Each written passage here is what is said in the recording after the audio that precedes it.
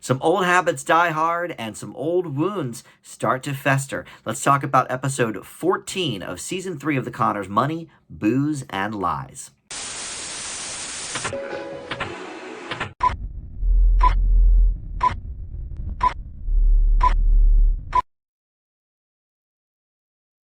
Hey everybody, Dan here. This is Dan Reviews It, and welcome to my Conners review for the latest episode, number 14 already, of Season 3, Money, Booze, and Lies. I'm glad we have a short episode title for once. A lot of these are so long, they barely fit on the screen in the title description of these videos, but this one is a shorter one: Money, Booze, and Lies. And if you are new to Dan Reviews It, welcome. Thank you for finding my video. I will say up front, I don't always say it because I forget sometimes, but these are spoiler videos. We talk about all of the stuff that goes on in the episode in this video. So if you haven't seen the episode yet and you don't want to be spoiled, maybe watch it first and then come on back and check out my review.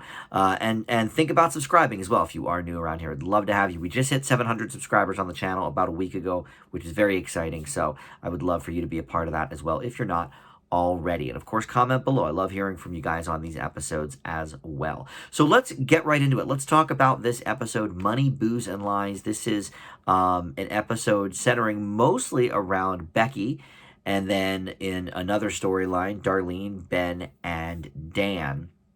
They're sort of the money portion, and then the booze portion is with Becky. And the lies, I don't know, I guess is sort of with Becky as well. I guess maybe everyone's lying about a little bit in this episode. I don't know. But in any event, here's one where we don't see DJ again. He's been in, I think, 2 episodes this whole season, maybe just 1. But he is actually referenced. There's a joke about him.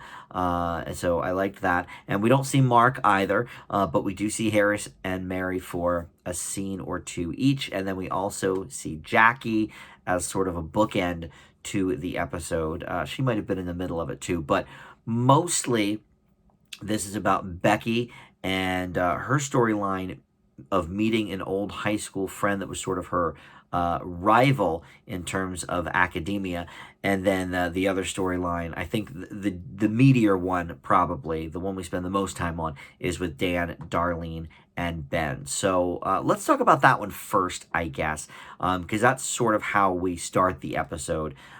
We have, first of all, most of the family gathered in the living room, putting together a care package for Louise because, as we found out last week, she's got COVID, which I think is a very smart way of writing Katie Sagal out for a few episodes as she films her new series, Rebel, which premieres next week, I guess, on ABC.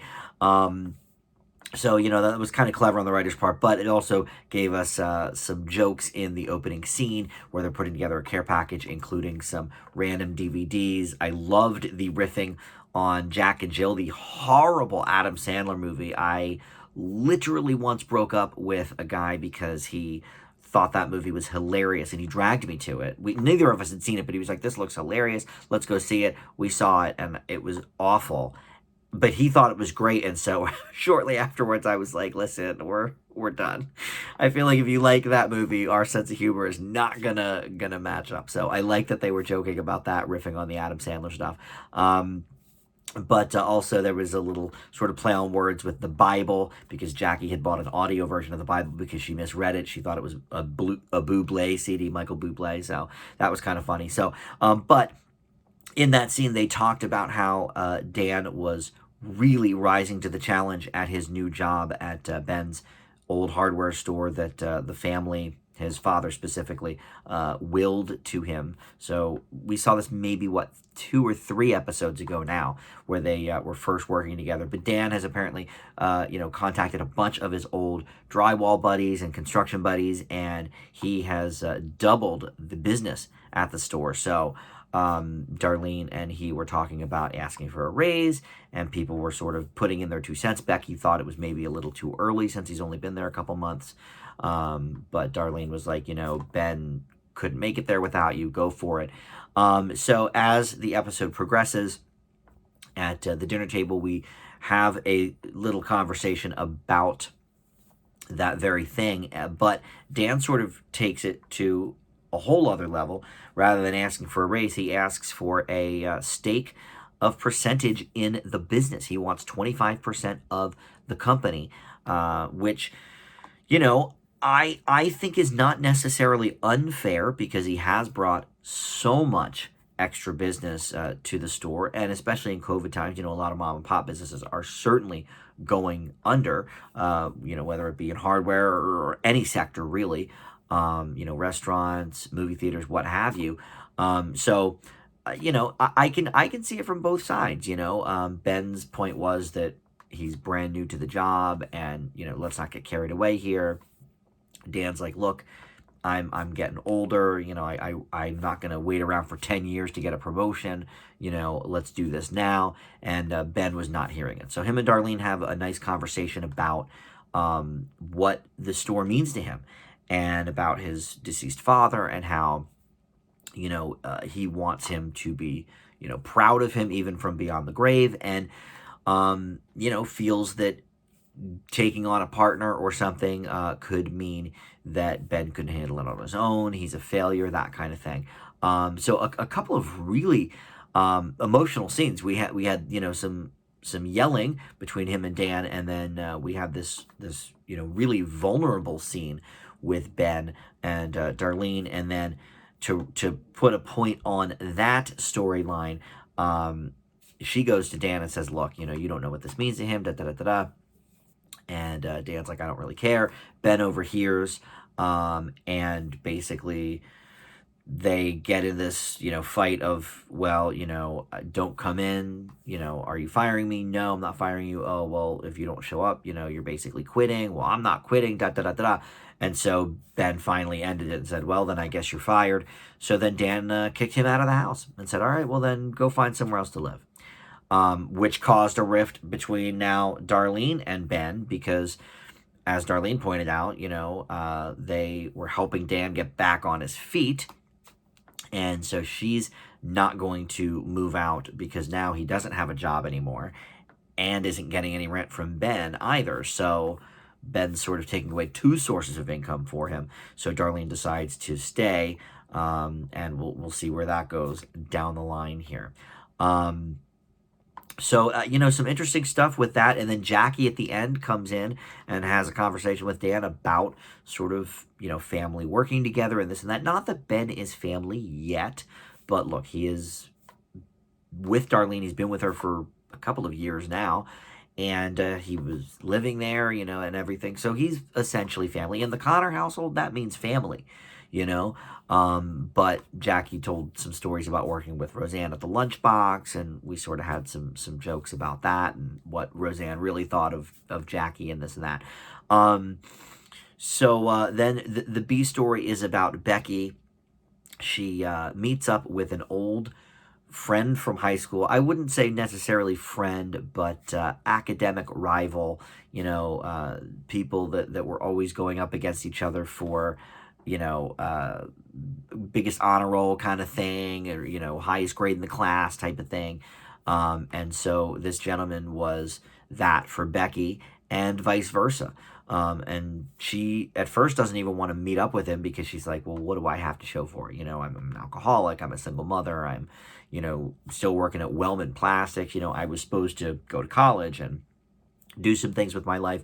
She stalked this guy on Facebook, not stalked him, but, did her digging online, and found out that he has all of these, diplomas, and he's doing very, very well for himself and this and that. So she decides to go anyway and sort of lie to him along the way and say, well, you know what, I went to some school, and I think she said Sweden, that you've never heard of, some private school, I did very well, da da da da da. Now we have, me and my aunt have these restaurants that are all over the world, this and that.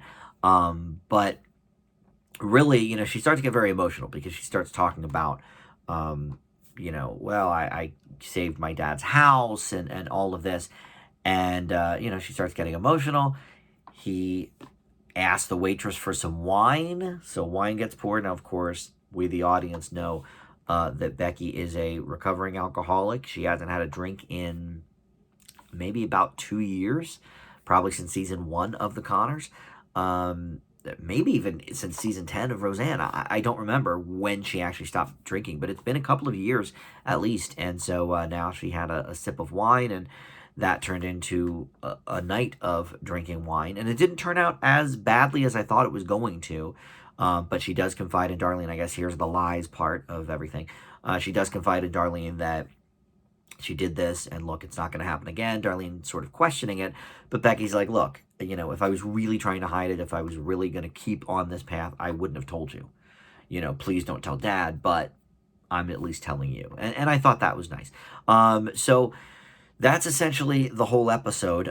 So let's break it down. First of all, this was written by Debbie Wolf, who did one of my favorite other episodes of the season, the last one before Christmas, really, the one before fall or winter break, whatever they call them these days. Protest, drug test rather, and one leaves the nest. That was when Robin revealed to Becky that she is transgender and she doesn't want to take a drug test because of that.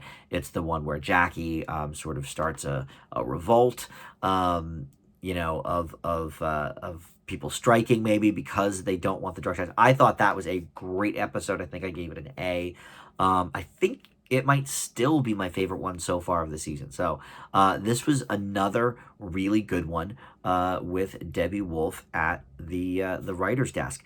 She has this ability, I feel like, to really bring some good emotional development from these characters, because before that episode, Robin and Becky were fighting and all of this, and she was kind of a bad employee, and but she confided in Becky about that. Becky confided in her alcoholism, and so it was a really nice moment for them. I love that, and here we get a couple of doses of that, because you have Becky and Darlene's conversation at the end about the drinking, and then you also have Ben and Darlene upstairs, and then even after that, the scene with Jackie and Dan is a little bit emotional as well. It's funny too, but sort of talking about Roseanne, in that way, and like, well, yeah, we worked together and it was hard, but da da da da da. And then the screaming match between Dan and Ben. I really, this was a solid episode all around. Now, I can't say it was the funniest episode we've gotten this season. I really probably only laughed a small handful of times, but something that I really liked about this episode is, let's go back to the Becky story for a second. The dinner scene with her and this old friend from school sort of swapping, stories about, oh yeah, this is my life now, da da da da da. I think, look, I'm a little younger than I think Becky is. I'm more Darlene's age, but I'm 43, and I did go to one of my high school reunions. We're actually supposed to have our 25th. Yeah, I graduated in 95. So this or last fall, I guess, would have been our 25th, and it was sort of scheduled, but then COVID happened during the scheduling process, so it never really fully became anything. But I probably would have gone, whatever. But I mean, look, I'm at 43. I'm still single, and I'm working 3 jobs just to make ends meet, and all of that stuff. It's one reason that this show has always spoken to me. Is that I come from working class for sure, and it's always sort of been this.